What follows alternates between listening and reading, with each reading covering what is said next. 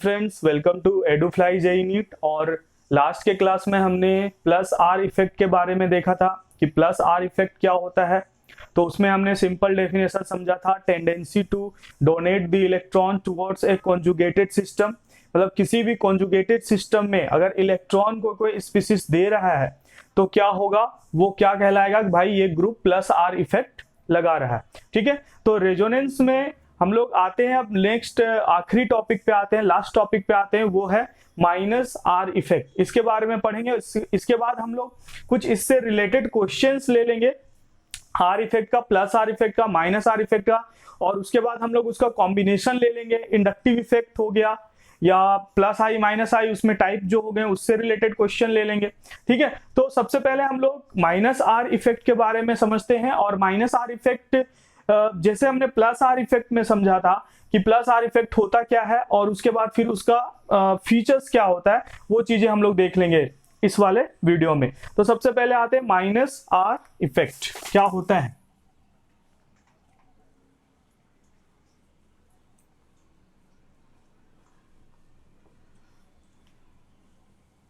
Minus R effect को हम लोग क्या बोल सकते हैं, दूसरा जो नेमिंग है वो इसे क्या दे सकते हैं, माइनस एम इफेक्ट।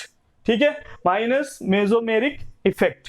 ठीक है, तो माइनस एम और माइनस आर दोनों एक ही है। इन फ्यूचर अगर आपको मिले तो आपको कंफ्यूज नहीं होना है। ठीक है, तो इससे रिलेटेड इसका डेफिनेशन पहले देख लेते हैं हम लोग।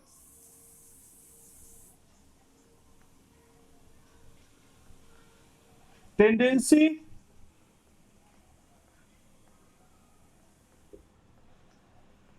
टू विड्रॉ द इलेक्ट्रॉन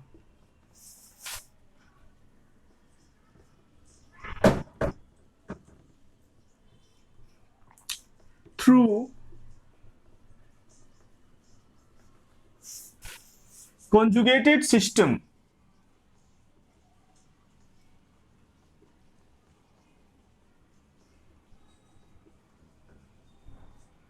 और आप इसमें क्या लिख सकते हैं, और पाई बॉन्ड्स।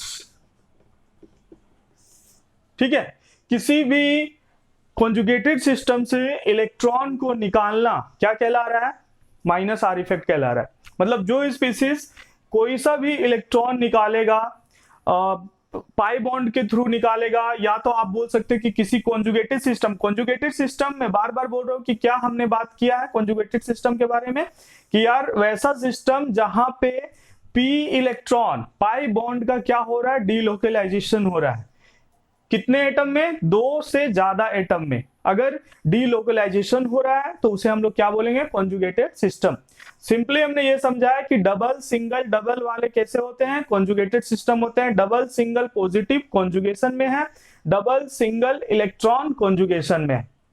मतलब यहां पे इलेक्ट्रॉन का ट्रांसफर हो सकता है। ठीक है, तो इससे रिलेटेड एक एग्जांपल मैं लेता हूं, बेंजीन कार्बाइल्डिहाइड के बारे में हम लोग देख लेते हैं। बेंजल्डिहाइड भी बोलते हैं इसका यूपीएससी नेमिंग।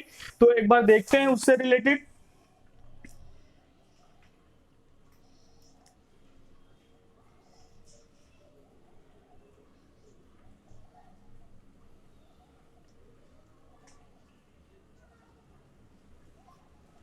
ठीक है, अब देखिए हमने बेंजीन के ऊपर लगा दिया group CHO, CH double bond O। तो यहां पे क्या होगा, कोई सा भी लोन पेयर नहीं है। प्लस आर वाले में हम लोग क्या बोलते थे कि यार एक लोन पेयर होना चाहिए, एक ऐसा ग्रुप होना चाहिए जो इलेक्ट्रॉन को डोनेट करे। यहां पे अगर आप ध्यान से देखोगे तो सेंट्रल एटम कौन सा है, C है सेंट्रल एटम। और जब सेंट्रल एटम C है तो क्या हो रहा है, यहां पे पार्शियल नेगेटिव चार्ज है।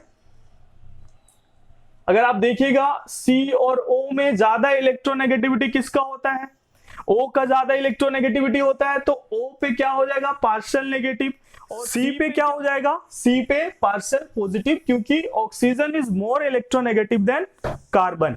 ठीक है, तो यहां पे पार्शियल पॉजिटिव और यहां पे पार्शियल नेगेटिव। तो क्या हो रहा है, ये वाला आप सिस्टम देखो, डबल सिंगल डबल। ठीक है, डबल सिंगल डबल। ठीक है, रिपल्सन हो सकता है। ये जो बेंजीन का इलेक्ट्रॉन है, कॉन्जुगेटेड बॉन्ड है, कॉन्जुगेटेड इलेक्ट्रॉन्स है, वो क्या है, इसके साथ रेजोनेंस में जाएगा। Condition for resonance, first point क्या था, when double bond is in the conjugation with double bond, ठीक है, तो क्या होगा, रेजोनेंस होगा। तो यहां पे डबल सिंगल डबल, ठीक है, तो रेजोनेंस होगा। क्यों होगा भाई, क्योंकि ये इलेक्ट्रॉन क्लाउड, इसके इलेक्ट्रॉन क्लाउड और इसके इलेक्ट्रॉन क्लाउड में क्या हो रहा होगा, रिपल्सन हो रहा होगा। और जब रिपल्सन होगा तो क्या होगा, या तो ये इधर से इस वाले कार्बन पे शिफ्ट होगा, और या तो ये वाला इधर से इधर भागेगा, इधर से इधर नहीं आ सकता, क्योंकि रिपल्सन का मतलब होता है दूर भागना। ये वाला इलेक्ट्रॉन और ये वाला इलेक्ट्रॉन क्लाउड में जब रिपल्सन होगा तो ये इलेक्ट्रॉन दूर भागना चाहेगा, यहां पे ये वाला इलेक्ट्रॉन दूर भागना चाहेगा। तो पॉसिबिलिटी हमारे पास क्या है कि दो पॉसिबिलिटी है कि भाई या तो ये वाला इलेक्ट्रॉन इधर से इधर शिफ्ट हो जाए, और या तो ये वाला इलेक्ट्रॉन इधर से इधर शिफ्ट हो जाए। तो क्या होगा, एग्जैक्ट क्या होगा वो देख लेते हैं हम लोग। अब देखो यहां पे ये C और O के बीच में जो पाई इलेक्ट्रॉन था वो ऐसे भी पहले से परेशान था। परेशान क्यों था, क्योंकि भाई वो बोल रहा है कि यार, ऑक्सीजन बोल रहा है कि भाई मैं ज्यादा ताकतवर हूं, मेरे को इलेक्ट्रॉन दो, इलेक्ट्रॉन दो, इलेक्ट्रॉन दो, पहले से ही परेशान करके रखा हुआ है वहां पे। तो जब ये सिचुएशन आएगा कि ये और ये रिपल्सन में जाने लगेगा, तो ये क्या होगा, इसका फायदा उठाएगा ऑक्सीजन, क्योंकि ऑक्सीजन पहले से उसे परेशान कर रहा है कि भाई मेरे को इलेक्ट्रॉन चाहिए, क्योंकि मैं तेरे से ज्यादा पावरफुल हूं, तो इलेक्ट्रॉन मेरे में शिफ्ट होगा। यहां पे अगर ये इलेक्ट्रॉन शिफ्ट होता है तो यहाँ पे कार्बन कार्बन का बॉन्ड है, यहाँ पे कार्बन, और इस जगह पे क्या है, कार्बन है। तो ये दोनों जगह पे क्या हो रहा है, ये इस दोनों जगह पे क्या हो रहा है कि इलेक्ट्रोनेगेटिविटी बराबर रह जा रहा है, सेम हो जा रहा है। तो इलेक्ट्रोनेगेटिविटी बराबर हो जा रहा है, तो यहाँ पे इलेक्ट्रोनेगेटिविटी डिफरेंस आ जा रहा है। तो पावरफुल कौन है, ऑक्सीजन है। तो ये इसका फायदा उठाएगा, क्या बोलेगा कि भाई इलेक्ट्रॉन को ना मेरे तरफ ट्रांसफर कर दो, इलेक्ट्रॉन को मेरे तरफ ट्रांसफर कर दो। तो ये समझ में आया कि इनिशिएशन कैसे होगा। मैंने कल के क्लास में भी मैंने आपको बताया था कि इनिशिएट कैसे होगा, ये अगर आपको पता चल जाए तो आप फिर रेजोनेटिंग स्ट्रक्चर अच्छे से लिख सकते हो। मैंने एग्जांपल लिया है बेंजीन के साथ CHO, वहां पे हमने देखा कि बेंजीन का जब डबल बॉन्ड है और CHO का जो डबल बॉन्ड है ये रिपल्सन में जाता है, और जब ये रिपल्सन में जाता है तो दो चांसेस है यहाँ पे, ये वाला डबल बॉन्ड इधर शिफ्ट हो सकता है, ये वाला डबल बॉन्ड इधर शिफ्ट हो सकता है। यही तो है, अपने आप को स्टेबलाइज करने के लिए दूर भागेंगे, लेकिन भागेगा पहले कौन, यहां भागेगा CH डबल बॉन्ड O वाला पाई इलेक्ट्रॉन ऑक्सीजन पे। इसका रीजन क्या है भाई, O is more electronegative than carbon, ठीक है। तो जैसे यहां पे ये शिफ्ट हुआ तो इस कार्बन पे क्या होगा, इस कार्बन पे आपको क्या मिलेगा, पॉजिटिव चार्ज मिलेगा। और जब यहां पे पॉजिटिव चार्ज मिलेगा तो इससे क्या रहा जाएगा, ये बोलेगा कि भाई मेरे को क्या करना है, न्यूट्रलाइज करना है इसे, ठीक है। तो ये क्या कर देगा, यहाँ पे ये वाला जो इलेक्ट्रॉन है तुरंत शिफ्ट होगा इस पे, और इसे क्या करना चाहेगा, न्यूट्रलाइज करना चाहेगा। मतलब शिफ्ट क्या हुआ, इधर से इधर शिफ्ट हुआ, तो यहाँ पे पॉजिटिव, और ये न्यूट्रलाइज करना चाहेगा तो यहाँ पे डबल बॉन्ड, ठीक है। तो ये आपका क्या हो जाएगा, पॉजिटिव हो जाएगा। तो नेक्स्ट वाले स्ट्रक्चर में हम लोग चेंजेस देख लेते हैं कि क्या हो रहा है। तो मैंने क्या बना दिया, यहाँ पे मैंने बना दिया एक बेंजीन, और बेंजीन के साथ जो मैंने कल भी बताया था कि जो चेंज हो रहा है उसी को आपको दिखाना है। तो चेंज क्या हो रहा है, ये वाला डबल बॉन्ड वैसा ही रह रहा है, यहाँ पे डबल बॉन्ड वैसा ही रह रहा है। चेंजेस ये यहाँ से यहाँ भागा, पहले ऊपर वाला देख लेते हैं। तो यहाँ पे CH single bond O minus आ गया, यहाँ पे आया होगा पॉजिटिव, तो उसी को न्यूट्रल करने के लिए ये भागा, तो यहाँ पे क्या हो गया, डबल बॉन्ड, और यहाँ पे क्या हो गया, पॉजिटिव हो गया। समझ में आ रहा है। तो ये चीजें चेंज आया। आप देखिए इनिशिएट हो चुका है। नेक्स्ट क्या होगा, ये वाला जो डबल बॉन्ड देखेगा इस पॉजिटिव को तो क्या करेगा, ये बोलेगा भाई मैं न्यूट्रलाइज करना चाहता हूं। और जब भी पॉजिटिव फॉर्म होता है, रेजोनेटिंग स्ट्रक्चर आप बनाते हो बेंजीन का, तो ये ध्यान रखना जब भी कार्बोकेटायन का पॉजिटिव चार्ज का आप न्यूट्रलाइजेशन करोगे तो रिंग के अंदर से करोगे, और इलेक्ट्रॉन का जो मूवमेंट कराओगे, नेगेटिव चार्ज का मूवमेंट कराओगे, वो बाहर से कराओगे, ठीक है। तो ये ऐसे बुक में लिखा नहीं जाता है, अगर आप ऑब्जर्व करोगे तो यही पैटर्न आपको मिलने वाला है, ठीक है। तो ये वाला जो डबल बॉन्ड है ये यहां से अंदर से गया, और ये क्या किया, इसे न्यूट्रलाइज किया। तो यहाँ पे क्या आ जाएगा, यहाँ पे पॉजिटिव चार्ज आ जाएगा। तो हमने क्या किया, नेक्स्ट रेजोनेटिंग स्ट्रक्चर इसका हम लोग बना लेते हैं फिर से।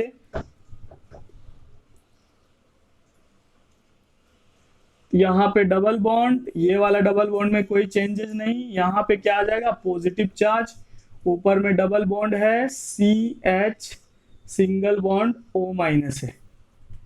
ठीक है, ये वाला यहाँ शिफ्ट हो गया तो यहाँ डबल बॉन्ड आ गया, यहाँ पे क्या आ गया पॉजिटिव चार्ज आ गया। अब नेक्स्ट वाले में क्या होगा, ये वाला जो पॉजिटिव चार्ज है उसको न्यूट्रलाइज करने के लिए यहाँ पे जाएगा, है ना। तो इसके बाद यहाँ पे आपको क्या मिल जाएगा, यहाँ पे आपको मिल जाएगा एक सेम स्ट्रक्चर मिल जाएगा। बस आपको करना क्या है, ये आपका जो चेंज आया था तो यहाँ पे क्या होगा, यहाँ पे डबल बॉन्ड आ जाएगा, यहाँ पे डबल बॉन्ड आ जाएगा, इस वाले में पॉजिटिव चार्ज और यहाँ पे डबल बॉन्ड CHO- जैसा था वैसा ही रहेगा, यहाँ पे डबल बॉन्ड आ जाएगा। ठीक है, तो आपको अब दिख रहा होगा यहाँ पे जो पॉजिटिव चार्ज है उसको ये न्यूट्रलाइज करने के लिए आएगा यहाँ पे न्यूट्रलाइज करने के लिए। जैसे ही पॉजिटिव चार्ज देखेगा तो इस वाले कार्बन पे क्या होगा पॉजिटिव, तो वापस से ये जो ऑक्सीजन के पास ज्यादा इलेक्ट्रॉन है वो वापस से क्या होगा नीचे उतरेगा और उसे क्या कर देगा न्यूट्रलाइज कर देगा। मींस अगर हम लोग देखें तो फाइनल जो स्ट्रक्चर मिलने वाला है रेजोनेटिंग स्ट्रक्चर वो क्या होगा, डबल यहाँ पे डबल यहाँ पे डबल यहाँ पे और ये क्या हो जाएगा CH डबल बॉन्ड O हो जाएगा। ये क्या देख रहे हैं हम लोग, ये रेजोनेटिंग स्ट्रक्चर है। तो लास्ट और फर्स्ट वाले में हम लोग कंपेयर करें तो डबल बॉन्ड यहाँ पे था तो यहाँ पे क्या आ चुका है, सिंगल बॉन्ड आ चुका है। यहाँ पे डबल बॉन्ड था तो यहाँ पे क्या आ चुका है, सॉरी यहाँ सिंगल बॉन्ड था तो यहाँ पे क्या आ चुका है, डबल बॉन्ड आ चुका है। यहाँ पे डबल था तो सिंगल आ गया, मतलब पोजीशन चेंज हो गया। तो इसका जो रेजोनेंस हाइब्रिड आप बनाओगे तो रेजोनेंस हाइब्रिड क्या हो जाएगा, ये डबल बॉन्ड हटके मींस इलेक्ट्रॉन क्या हो रहा है, सभी कार्बन में इलेक्ट्रॉन का मूवमेंट हो रहा है। ठीक है, तो रेजोनेंस हाइब्रिड आप समझ जा रहे हो कि रेजोनेंस हाइब्रिड मैंने पहले भी आपको बताया कि actual structure is resonance hybrid. ठीक है, तो आपको ये याद रखना है। ठीक है, और रेजोनेटिंग स्ट्रक्चर के जितने भी सारे रेजोनेटिंग स्ट्रक्चर हैं वो सारे मिलके क्या है, रेजोनेंस हाइब्रिड के प्रॉपर्टी को शो करते हैं। सभी का कॉम्बिनेशन ही रेजोनेंस हाइब्रिड है, आप एक तरह से समझो तो ये आप बोल सकते हो। ठीक है, इसके बाद हम लोग क्या करेंगे, इसके बाद आते हैं हम लोग इसके फीचर्स पे। तो फीचर्स ऑफ -R इफेक्ट क्या होगा वो हम लोग अच्छे से एक बार देख लेते हैं, यहीं से देख लेते हैं कि भाई कल वाले पॉइंट में फर्स्ट पॉइंट क्या था, फीचर्स ऑफ +R इफेक्ट में क्या था कि हम लोगों ने पहचाना था कि central atom must have at least 1 lone pair of electron, या सेंट्रल एटम के पास नेगेटिव चार्ज होना चाहिए तभी वो बेंजीन रिंग में इलेक्ट्रॉन को दे सकता है, कॉन्जुगेशन सिस्टम में इलेक्ट्रॉन को दे सकता है। तो यहाँ पे क्या होना चाहिए, फर्स्ट फीचर्स की अगर बात करें तो सेंट्रल एटम क्या होना चाहिए, central atom must have partial positive और कंप्लीट पॉजिटिव चार्ज। कोई सा भी ऐसा सिस्टम है जिसके सेंट्रल एटम में पार्शियल पॉजिटिव है या कंप्लीट पॉजिटिव है तो आप क्या बोलोगे कि सर ये -R इफेक्ट शो करेगा, ये -R इफेक्ट शो करेगा। जैसे कि हमने एग्जांपल लिया CH डबल बॉन्ड O लिया तो C और O के बीच इलेक्ट्रोनेगेटिविटी डिफरेंस आया, यहाँ पे पार्शियल पॉजिटिव आ गया, यहाँ पे पार्शियल नेगेटिव आया। ये पार्शियल पॉजिटिव और ये पार्शियल नेगेटिव आ रहा है, इसीलिए क्या हो रहा है, ये इलेक्ट्रॉन दूर भाग रहा है, और जब ये इलेक्ट्रॉन दूर भागेगा तभी तो इस C पे पॉजिटिव आएगा, और जब इस C पे पॉजिटिव आएगा तभी तो ये इलेक्ट्रॉन को अपने तरफ खींचेगा। ठीक है, तो ये समझने वाली बात है। मींस चैप्टर जो हमने छोड़ रखा था कीटोन की बात करें, कीटोन, ठीक है, C double bond O ketone की बात करें तो जब भी ये बेंजीन रिंग के साथ लगा रहेगा, बेंजीन रिंग के साथ लगा रहेगा तो क्या होगा, उसका डबल बॉन्ड और यहाँ पे क्या पार्शियल पॉजिटिव और ये पार्शियल नेगेटिव, तो इलेक्ट्रॉन शिफ्ट होगा, यहाँ पे पॉजिटिव चार्ज जनरेट होगा तो पीएच का डबल बॉन्ड फिर उधर की ओर जाएगा।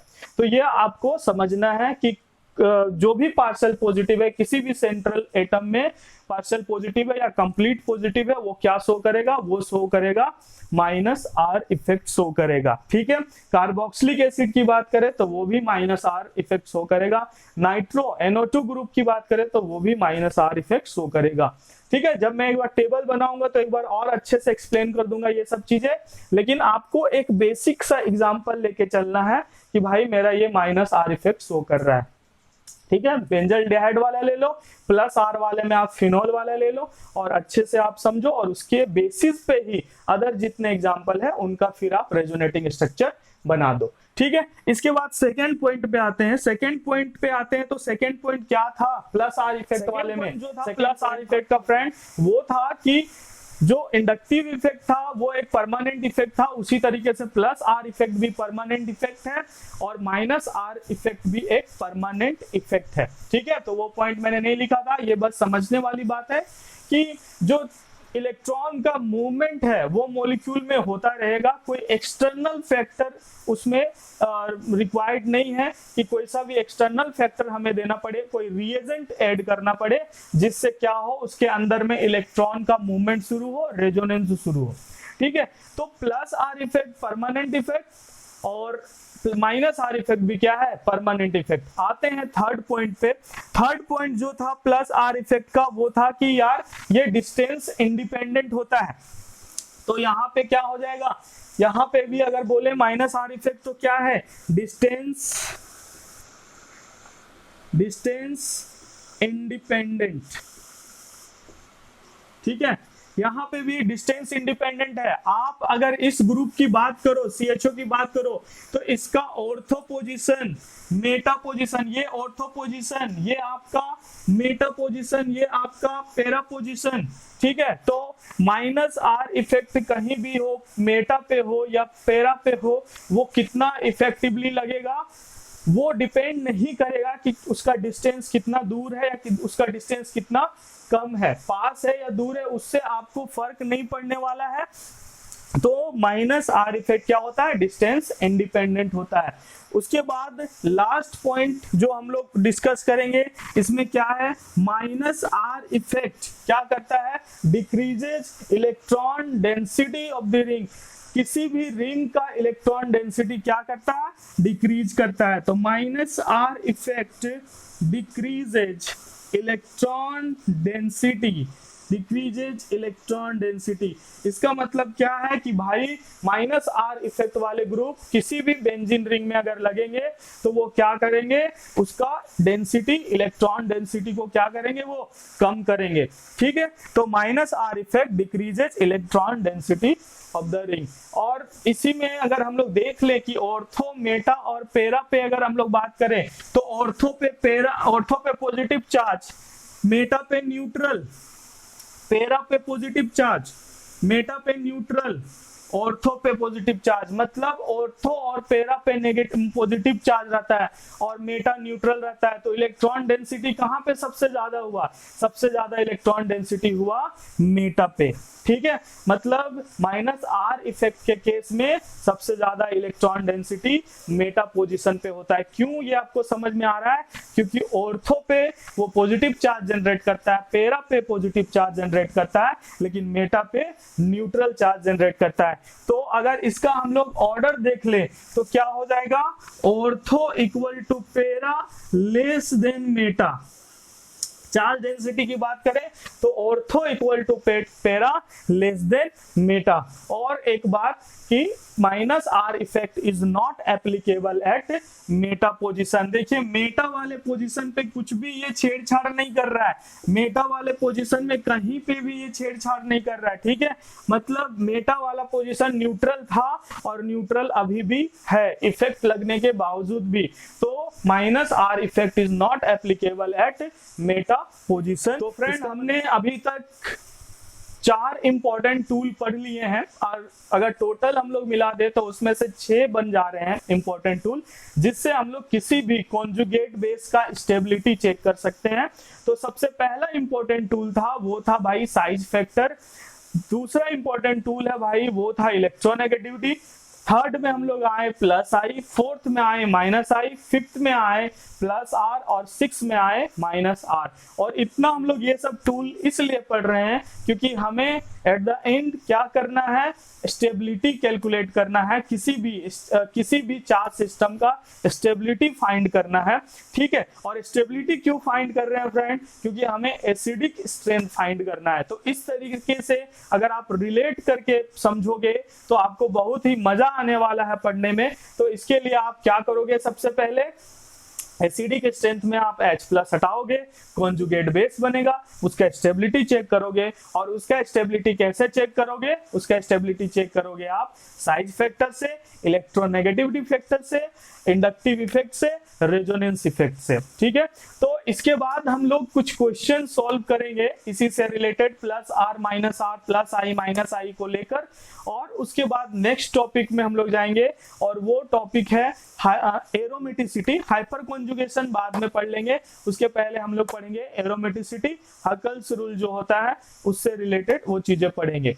तो बार बार आप रिवीजन कीजिए, मैं बहुत ही डीप में लेके आपको जा रहा हूँ, सिलेबस को अच्छे से ही समझा रहा हूँ, ऐसा नहीं कि मैं कुछ भी छोड़ के निकल रहा हूँ। तो अगर आप इतना भी कर लोगे तो जेईई मेंस, नीट और एनसीईआरटी आपके लिए बहुत ही अच्छा हो जाएगा। तो जीओसी में बहुत ही अच्छे से ध्यान देना फ्रेंड, मैं बार बार बोल रहा हूँ, ठीक है। इसे ये मत मान के चलना कि ये क्लास 11th का टॉपिक है, क्लास 12th इसके बिना आप कर ही नहीं पाओगे ऑर्गेनिक केमिस्ट्री का।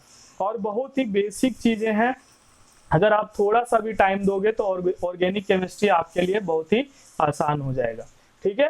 तो आज के क्लास में इतना ही, नेक्स्ट क्लास में फिर मिलते हैं एरोमेटिसिटी को लेकर।